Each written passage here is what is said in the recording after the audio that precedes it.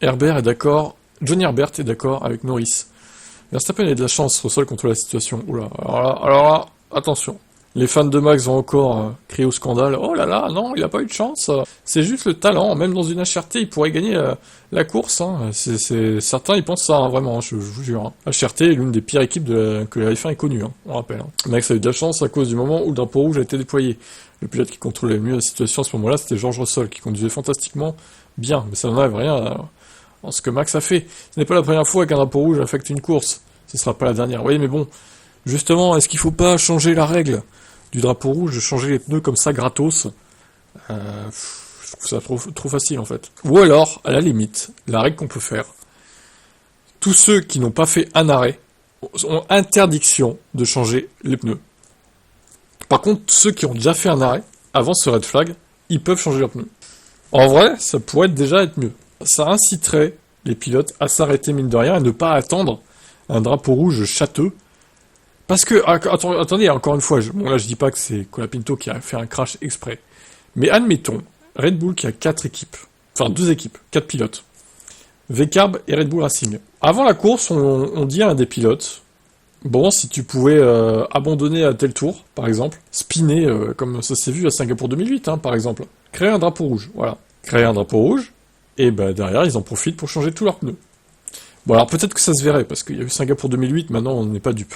Surtout si les 2 ou 3 autres voitures changeraient leurs pneus grâce à ça. Mais quand même, au bout d'un moment, cette règle n'a pas lieu d'être. Bah d'ailleurs, c'est comme en 2008, hein, la safety car, interdiction de s'arrêter au stand sous safety car. Ça, c'est complètement con aussi. C'est grâce à ça que Alonso et Renault donc, ont pipoté la course de 2008, Singapour.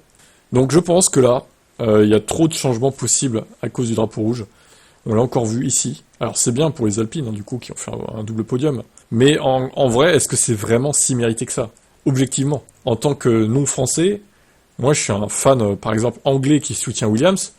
Alpine, je crie au scandale, hein, désolé, mais bon, les pilotes, ils ont fait le boulot, mais bon, grosse chatte du drapeau rouge aussi, quand même. Hein. Et bah, Williams, ça les met dans la sauce. Du coup, ils sont condamnés à finir 9ème. Donc objectivement, cette règle du drapeau rouge n'est pas bonne. Il faut légiférer. Je termine. Ce qui est incroyable parfois, c'est que tous les grands champions, les meilleurs champions, ont cette étrange capacité à provoquer leur propre chance. Ouais. Alors, ouais. On va dire que Max a payé Williams à chaque fois pour que une Williams l'arrange, quoi.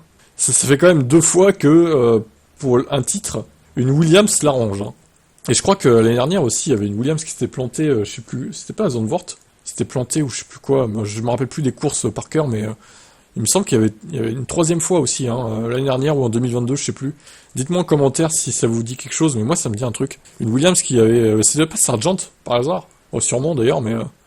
ouais, je sais plus, mais il y a un truc qui me vient à l'esprit, là. Je crois que c'est la 3e fois qu'une Williams arrange Max. Hein. Bon, l'année dernière, ça jouait pas sur le titre parce qu'il a ruiné la saison entière, mais... là, en vrai, ça pourrait peut-être avoir des conséquences, mais bon, on fera les comptes à la fin. Et Herbert pense que c'était pas le cas par rapport... au qualif, ça n'a pas marché pour Max lors des qualifs, l'incident avec Stroll et la plainte selon laquelle le drapeau rouge n'a pas été sorti assez rapidement, ce qui n'était pas le cas. C'est pourquoi il s'est qualifié si loin derrière. Il n'a pas eu de chance de pouvoir faire un tour de piste supplémentaire.